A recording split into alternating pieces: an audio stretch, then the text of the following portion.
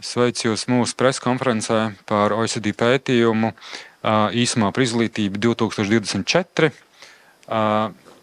Šodien sākumā būs OECD analītiķa Kristofera Olivaressa prezentācija, tālāk sekos ministrijas vadības pārstāvju prezentācija, un piedalās šodien ministre Anda Čakša, valsts sekretāra pienākumu izpildītāja Ilze Saleniece un izglītības departamenta direktora Edīte Kanaviņa. Lūdzu, un sākumā tad OECD pārstāvju ziņojums.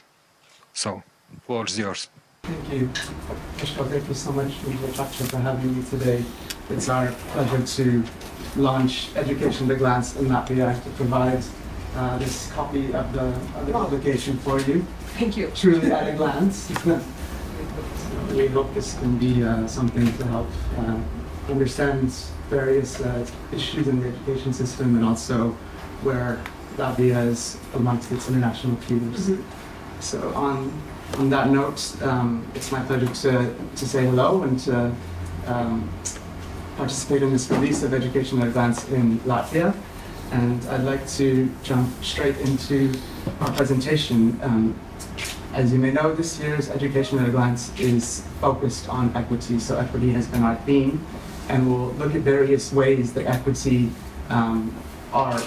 is reflected both through and by education. So this first chart that we have shows us the educational attainment of younger women versus women in their either between ages 55 to 64, and how that attainment has actually is greater amongst women in this younger age category. So we see that for Latvia in particular, women who are in this younger age group are reaching nearly 50% of them who have a bachelor's degree or higher.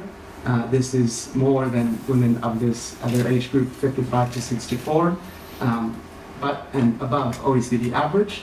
But we always have comparisons. If we look at where women 55 to 64 are on this chart for Latvia, and we use that as a line to compare, we might look at Lithuania and Ireland, which are relatively similar in terms of the older age group, but their women in the younger age group have significantly higher attainment of bachelor's degrees or their equivalents. Another way to look at gender gaps and the educational attainment of women and what that translates to in terms of their employment opportunities and outcomes is to look at how easily they're holding jobs in the economy. So this chart shows us the gender difference in employment rates amongst women from the lower age group that we were talking about earlier, who have at least a bachelor's degree or equivalent. And we see that for Latvia, employment rates of women in this group have remained steady between 2016 and 2023. Let's take the comparison of Belgium, where we see that things have also remained steady in Belgium, but that employment rate gender gap has been slightly narrower for both time periods that we're looking at. There are other examples that we can look at, such as Germany, where their gender gap actually widened in 2023. And I'm using Germany because the 2016 value is relatively similar to that of Latvia. And we can look at Canada, where also had a similar gender gap in 2016, but they've managed to narrow it now in 2023, or last year in 2023. And why, let's talk about why education matters and what it means, looking now both at men and women. We know that education is something that pays. Education, the more you study, we've seen time and time again that the more you study, the higher educational attainment you have, the stronger your earnings will become. And so this figure shows us the relative earnings of people with tertiary attainment or equivalent versus their peers with upper secondary attainment. And then this new series that I've just added to the screen here shows us for people whose education stopped before upper secondary school, so people with below upper secondary education, shows us how their relative earnings are weaker than that of their peers who finished upper secondary school, in many countries high school. So again, we can do comparisons and have a look, for example, at Finland, where actually people with less than an upper secondary degree earn just as much as, people without an upper secondary education earn just as much as people with an upper secondary education. We can also look, for example, at the UK, where it really is disadvantageous to have stopped education before upper secondary because that relative earnings is much lower.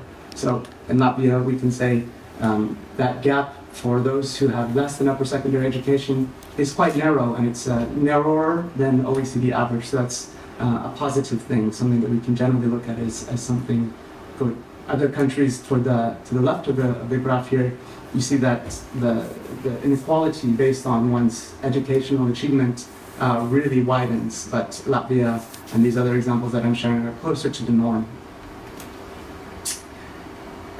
Another area where we can say Latvia is doing well is in the workforce participation of people with below upper secondary education. So this graph shows us for people who have less than upper secondary education, how many of them are in part-time work but would rather be in full-time work. We see that for Latvia, it's only a very small share, which is a positive thing. Then we see that for upper secondary education, the unemployment, or it's not unemployment, but rather part-time workers who would rather work more are doing so at a less frequent rate, so they would like to work more, you see that. And for tertiary workers, we see also that a larger share of them are involuntarily in part-time work. But at least for the series having to do with people with below upper secondary education, we can say Latvia is doing good in the sense that they are not involuntarily in part-time work. Let's now shift the focus to where education begins, and that is at the earlier ages. Here in particular, we're talking about primary school. And if we think about equity outcomes, we see that Latvia is performing rather well when it comes to equity at primary education level. These are results from the Pirls 2021 survey, which measures the reading of students at their fourth grade level or fourth grade equivalent. And we see that the gap between higher socioeconomic status and lower socioeconomic status is not very wide, so it's a narrow gap. It's more narrow than the international average, which you see there to the left. And the outcome itself, the performance that we see charted here on that y-axis, is actually higher. So this is the combination, that wonderful sweet spot of both equity and outcomes, high educational outcomes. Now I'd like to move even earlier in the timeline of young people's educational lives and look at different employment rates different enrollment rates by various age groups. So here we're looking at the enrollment rates of young children age 5 for this series that you see on the graph. Latvia, like many other countries, has a very strong enrollment of children age 5 who are enrolled in some kind of either education or early childhood care. The value for children under the age of 2 is lower, and we see that there's quite a bit of variability between countries in getting to this, what some call the last mile of extending quality education and early childhood care to the youngest children. If we look at children age 2, and I've added a line here to help show where Latvia is, we see that Latvia is actually amongst the highest performers and when we think about how many children age 2 are enrolled in some sort of education or early childhood care. And we also have data for children age 3 and 4. Latvia, of course, also is performing amongst the higher performers here. One area where we can start to understand why it is that equity at these earlier ages is coming out, at least according to these data, well in Latvia, is to look at the childcare gap. So what you see plotted here has to do with parental leave, so time that parents have, that parents are entitled to when they become parents. And we see that in many countries, there is a period between that legal parental leave that parents are entitled to and when children actually have access to either free education or compulsory pre-primary or primary education. Latvia is a country where there is no such gap. So as soon as parents' leave is over, children go directly into having access to free education. And we fill out the rest of the chart here and see how this varies across countries. I also, before moving to the next slide, want to highlight two more countries, Slovenia here towards the right, and Sweden a little bit closer to the left, because in the next couple of figures I'd like to show you some comparisons that are worth bringing into mind. So if you look at Slovenia, you see that there's this gap between age 1 and age 6, where there is no broad education provision or requirement. Sweden has a much narrower gap of 2 years, at which age 3 free education kicks in. So we see that amongst these three countries that we're going to compare in the next couple of slides, the approach to childcare varies, but it also can have a bearing on other parts of the childcare and education experience. So for example, how many children in that lower age group are participating in education? And by lower age group, I mean ages 0 to 2. And we'd like to compare children from the lowest income groups to the highest income group, divided by tertile. And we see that in Latvia, actually, children from the least well-off families are participating in early childhood education and care just as much as children from the best off families or children somewhere in the middle, whose families are somewhere in the middle. But at the same time, this participation rate in early childhood care of children aged 0 to 2 in Latvia is lower than the OECD average we see for the second and third tertiles, and it's similar or just above for the lowest income tertile. So you recall we talked about Sweden and Slovenia on the previous chart. Here's Slovenia, where the lowest children from the lowest income tertile and the highest also have a similar participation rate, but that participation rate is at or above 50%. And in Sweden, we see something similar where children from the highest income tertile and the lowest income tertile also have a relatively narrow gap between them, but they're participating overall at a higher rate. And we'll add back in that middle group. So it's always important to consider exactly how this breaks down when we're thinking about equity and how it breaks down by family socioeconomic status. Let's move now to looking a little bit more broadly at the education system. This graph shows education expenditure as a share of GDP, and as with the previous two slides that we looked at, there's always more to the story than what meets the eye. So if we looked purely at this, we would consider that education expenditure has dropped in Latvia between 2015 and 2021.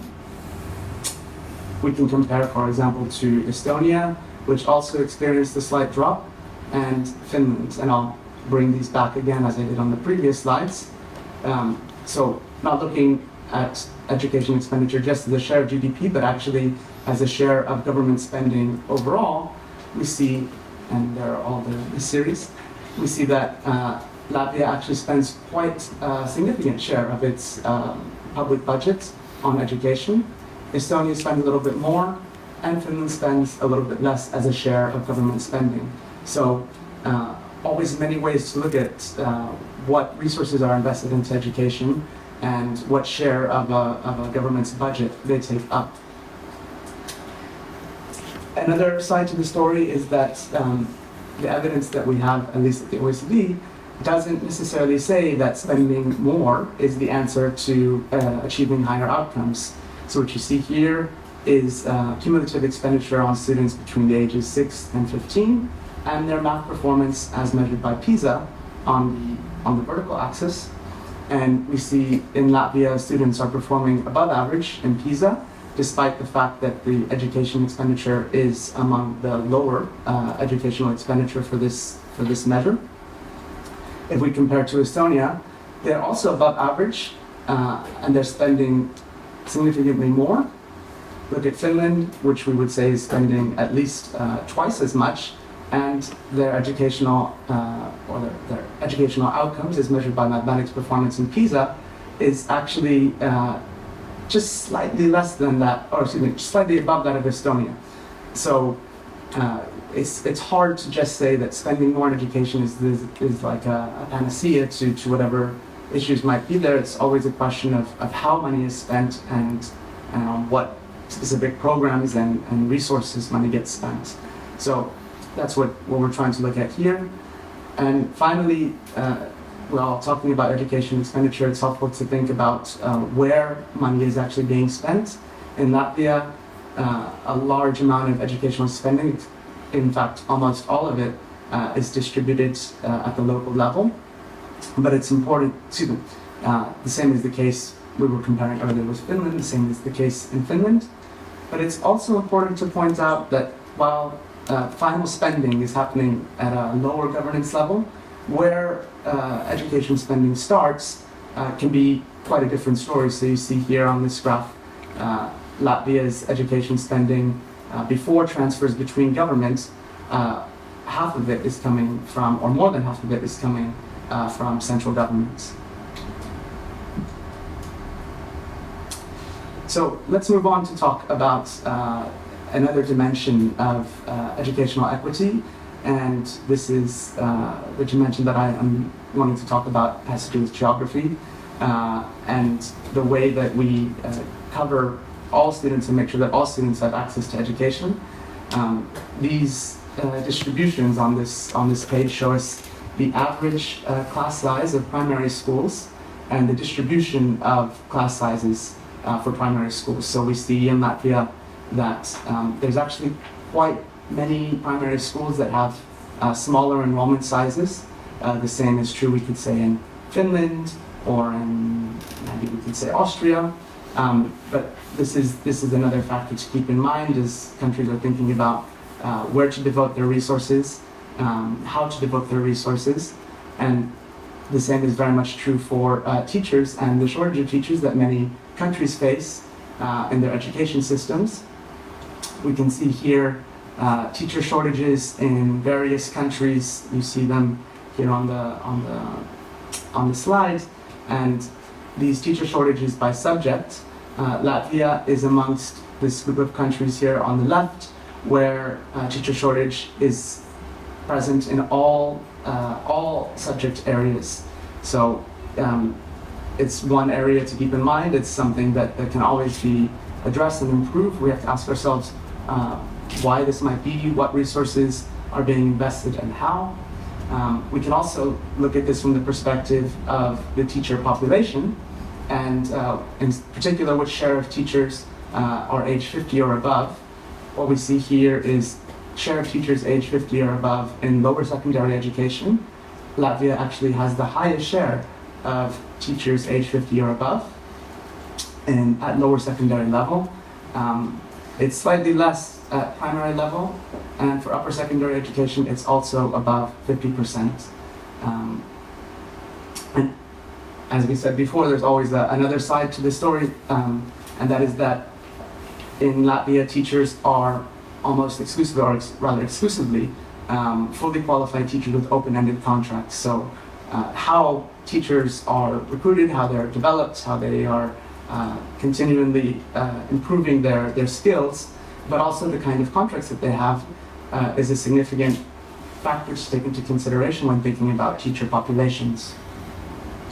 I'm sorry, there was that last series there of other teachers, so just short of 100% for Latvia. So let's move on to talking about the tasks of teachers and their salaries. When we talk about teachers and their incentives, the teaching population, of course, salaries and what teachers are asked to do is the key or very important elements to that discussion.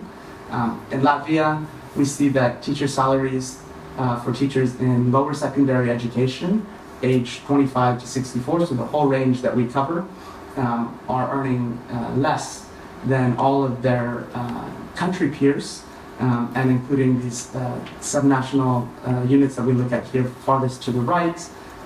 Teachers at lower secondary level earn less in Latvia than in any other country that's presented on this graph. In terms of their teaching time, teachers in Latvia, teachers of general upper secondary programs, teach less than teachers of general upper secondary programs in any other country. And there's also data here for primary and pre-primary as well as lower secondary. But there's Latvia. And finally, we can think about, amongst the tasks of teachers, what are they actually doing? These salaries, this teaching time, or beyond teaching time, the working time of teachers. What is it devoted to, and how is it remunerated? This graph shows us, and I'll finish filling out this series here. It shows us that for Latvia, it's amongst this group of, say, 12 countries where professional development is actually required of all teachers, and teachers are paid for it. So we already know that teachers are being compensated for continuing to develop. So that's part of the equation that we already understand. Another part of the equation is about teacher support and teacher mentoring for new arrivals, for new entrants into the teaching profession. And we see that Latvia is amongst this group of countries, let's say about 6 countries, for which mentoring new teachers is not mandatory for all teachers. And this kind of mentoring program does not carry a mandatory financial incentive. So it's left to the discretion of schools and school heads whether teachers are remunerated for participating in mentoring. And so I hope this has given a picture of what we're talking about with Education at a Glance 2024, focused on equity in its many forms, be that access to education at the earliest years, educational outcomes when looked at comparing men and women. But now I'm just happy to pass it over and take any questions after that. Thank you. Un tālāk lūdzu vārds ministre. Jā, paldies. Thank you very much for your presentation. Paldies visiem. Man jāsaka, ka iepazīstoties jau ar šiem datiem, lielā mērā, man liekas, ka mēs arī caur savu politiku atbildam uz ļoti daudziem jautājumiem, kas šobrīd arī šajā ziņojumā skaidri parādas. Un no savas puses es gribu pieskarties vairākām lietām. Es nerunāšu vienu par visu, mēs dalīsim šīs atbildības, kā jau tas arī mums ministrijā ir, bet uzsvērts varbūt no šī ziņojuma vairākas lietas. Pirmais noteikti ir par atalgojumu un arī par slodzi, kas izskanēja prezentācijas, iepriekšējā prezentētāja beigu slaidos, bet kas, man liekas, ir tāds ļoti svarīgs jautājums, par kuru bieži vien mēs sabiedrībā diskutējam. Tātad gan atalgojums, gan pedagogu un skolēnu mācību slodze, tāpatās par šo vienlīdzības nodrošināšanu, jo man liekas, ka šobrīd gan caur normatīviem aktiem un likumu mēs tiešām esam panākuši situāciju, ka izglītība ir pieejama, ja mēs runājam ne tikai par sasniedzamību, bet tiešām normatīvu ziņā. Un šīs taisnīgās un vienlīdzīgās iespējas rada to, ko mums arī rāda Preses pētījumi, ka ļoti daudz lietas tieši caur izglītības sistēmu mēs šobrīd salāgojam cilvēkiem ar zemākiem un lielākiem ienākumiem. Tātad skola ir tā vieta, kur šie dažādie cilvēki satiekas un tas līdzsvarojas. Bet tagad mazliet par atalgojumu, kas man liekas tāds ļoti svarīgs šī ziņojuma konteksts, ka sasniedzot rezultātus, šajā gadījumā bija minēta matemātika, bet kopumā, ja mēs raugamies uz Preses rezultātiem, tad mēs visu laiku turamies virs vidējā līmeņa, tātad OECD valstu starpā. Tomēr, ja mēs raugamies uz atalgojumiem skolotājiem, tad mēs esam starp valstīm, kas ir ar vienu no zemākajiem skolotāju atalgojumiem, Un tas ir bijis mans politikas tāds viens no lielajiem punktiem, un arī šobrīd budžeta diskusijas kontekstā es varu vēlreiz atkārtot, ka manā skatījumā, ja mēs ejam uz pilnvērtīgu, kvalitatīvu izglītību, tad ignorēt to, ka atslēgas cilvēks šajā stāstā ir skolotājs. Un svarīgākais, ko mēs varam darīt, ir panākt tātad šo skolotāju atalgojumu, taisnīgu sadalījumu, ko skaidri definē arī tātad jaunais finansēšanas modelis, kas izlīdzina, iedod atbalstu personāla pietiekamību un skaidri fiksē tātad šo samaksu programmai, ir viens no tiem risinājumiem, ko mēs arī gribētu tāpēc ieviest. Un tas arī atbildēs uz jautājumu, kas ir saistīts ar skolotāju tādu darba slodzes izlīdzināšanu, kur, protams, uz šiem datiem raugoties te ir atbilde, par ko mēs bieži diskutējam, ir vai nav slodze sabalansēta. Mēs skaidri redzam, ka šī slodze ir adekvāta, un tas, protams, mums vairāk uzdod cita veida jautājums, vai mēs pietiekami iespējams iedodam zināšanas saviem bērniem. Un tas ir jautājums, kas noteikti liks mums arī nākotnē tālāk strādāt. Tālāk es dodu vārdu Edītei, jo tas ir stāsts par to, kāpēc mēs veidojām darbā ar pašvaldībām, ar pašvaldību skolām, tātad skolu tīklu un saprast, kādā veidā mēs varam labāk un efektīvāk izmantot savus resursus. Jā, paldies. Vairāk kārt jau tiekoties un šeit arī kopā ar žurnālistiem izskatot jautājumus, kas ir aktuālie jautājumi izglītības un zinātnes ministrijas dienas kārtībā. Esam vairāk kārt atgriežies pie jautājuma par izglītības iestādes ilgtspēju un par efektīvu izglītības ekosistēmu pašvaldībā. Raugoties uz datiem, ko šodien prezentē OECD, mēs redzam, ka pozitīva dinamika Latvijā ir vērojama. Ja mēs skatāmies vidējo klases lielumu, tad skolēnu skaits ir audzis. Ja mēs 13. gadā tikām vērtēti, ka mums vidēji klasē ir 15 skolēni, tad 22. gadā mēs redzam, ka dinamika ir augošā, un tad mēs jau varam runāt par 17 skolēniem klasē. Ja mēs skatāmies Baltijas valsts kontekstā, mēs redzam, ka blakus esošās mums tuvās radnieciskās valstis, kas ir Lietuva, Igaunija, šos rādītājus tomēr ir augstāki rādītāji. Lietuvā 18, Igaunijā 19 skolēni vidēji klasē. Bet tas, kam ir īpaši jāpievērš uzmanība, ir tas, ka Latvijā šī vidējās klases lielums nav vienmērīgs visas valsts teritorijā, un īpaši uzmanība vēršama tieši uz lauku reģioniem, kur vidējais bērnu skaits klasē ir 9 skolēni. Un tas, ko mēs jau esam iepriekš runājuši, un arī šis pētījums pierāda, ka ir korelācijas starp pedagoga atalgojumu, pedagoga slodzes sastāvu un vidējo klases lielumu. Situācijā, kad vidējais klases lielums ir zems, sasniegt augstus rādītājus gan pie pedagoga atalgojuma, gan pie pedagoga slodzes sastāva ir izaicinoši. Līdz ar to mūsu savukārt ministrijas rīcība politika ir vērsta uz to, ka mēs domājam par ilgspējīgu un efektīvu izglītības ekosistēmu, un arī mūsu mērķis ir tiešām konkurētspējīgs pedagoga atalgojums. Un otrs jautājums, par ko arī ir bijušas vairāk kārtējas diskusijas, kad mēs vērtējam pedagoga noslodzi, un šeit ir dati par 2022-2023 mācību gadu, kāds tad ir skolotāja mācīšanas laiks, tad aprēķinot šo laiku, balstoties uz OECD metodiku, tā kā ministre teica, mēs esam sasnieguši optimālus rādītājus.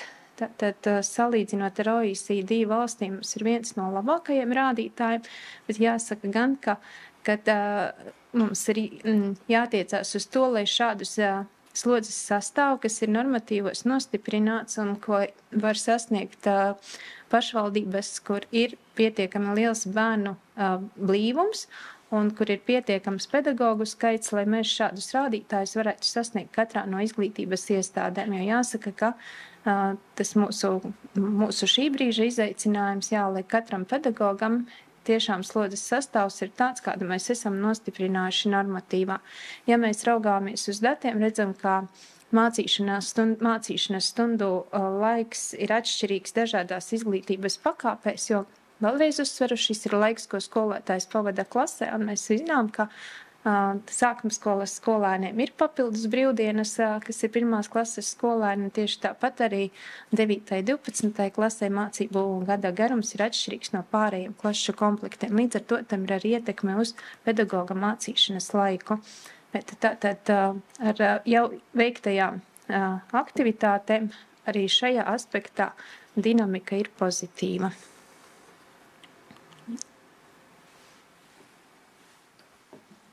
Un noslēgumā vēl arī 2 punkti, kas saistīti ar tādiem, varētu teikt, Latvijas veiksmes stāstiem, ko mēs gribētu izcelt no kopējā OECD šīta pārskata, kur mums šķiet, ka ir vērts mums visiem pievērst uzmanību. Un tas pirmais ir par pirmskolas izglītības pieejamību, jo pirmskolas izglītība ir ļoti svarīga gan no kvalitatīvu prasmju apgūšanas, proti tā ir ar vislielāko atdevi izglītību, domājot par vēlākajām gaitām skolēniem, un arī ļoti nozīmīgs posms, domājot par taisnīgumu un vienlīdzīgām iespējām. Jo, lai bērni iestātos sākuma skolā un visi sāktu mācīties vienā teiksim, kvalitātē, vienā tempā, ir ļoti svarīgi tas, kas notiek pirmskolas līmenī. Un te mēs tiešām izceļamies 41 OECD valsts vidū, kas ir iekļautas šī pārskatā, proti mēs esam viena no 7 valstīm, kur šis te bērna ceļš sākot no ļoti agrīnas pirmskolas, no būtībā 2 gadiņiem līdz 5 gadiem, kas ir obligātā izglītība, nav pārtraukts. Viņam visu laiku tiek piedāvāts iespējas. Proti, viņam ir iespējas mācīties bērnu dārzā. Un šeit jāsaka tiešām ļoti liels paldies sadarbībai ar pašvaldībām, kas arī nodrošina šo pakalpojumu. Un tādā veidā mēs kā valsts kopumā, valsts kopā ar pašvaldību tiešām rūpējamies par to, lai šis agrīnais posms, domājot par vienlīdzīgām iespējām iegūt augstas kvalitātes izglītību, būtu nodrošināts un sakārtots. Tas, kas būtu nākamais punkts, ko mēs gribētu izcelt, ir jau arī ministres pieminētā tāda mūsu, teiksim, izglītības sistēmas raksturojums, proti, ka Latvijā, un mēs esam izcelti kā viena no 4 valstīm, esot blakus Kanādai, Igaunijai un Dienvidkorejai, Latvijā, ja bērns ir ar salīdzinoši zemu sociālo-ekonomisko statusu, viņam šākā tā ir iespējams sasniegt gana ļoti augstus akadēmiskos sasniegumus. Proti, neskatoties to, no kurienes to nāc, no kāda ģimenes tu vari sasniegt ļoti augstu akadēmisko sniegumu. Tas parāda, ka mūsu izglītība piedāvā tādu, teiksim, uz vienlīdzīgu vērstu izglītības pakalpojumu. Vēl šeit arī jāpiemina tas, ka būtiski skolēna sniegumu ietekmē arī vecāku izglītības līmenis. Un te arī bija interesanti dati, ka, piemēram, tikai 13% no iedzīvotājiem vecuma grupā no 25 līdz 64 gadiem, kuriem vecākam nav vidējās izglītības, paši ir ieguvuši augstāko izglītību. Tas arī parāda to, ka vecāku izglītības līmenim ir tiešām nozīmīga ietekme uz vēlākajām izglītības gaitām. Šie ir 2 punkti, ko mēs gribētu izcelt, kas mums tiešām sanāk, proti, ka sociāla-ekonomiskais status viņam, protams, ir ietekme, bet salīdzinoši nav tik liela ietekme, tu vari sasniegt augstus rādītājus, un tas, ka pirmskolas izglītība tiešām nodrošina šo te nepārtrauktību visā izglītības ceļā. Paldies! Paldies, un tagad laiks žurnālistu jautājumiem. Vai arī individuāliem jautājumiem.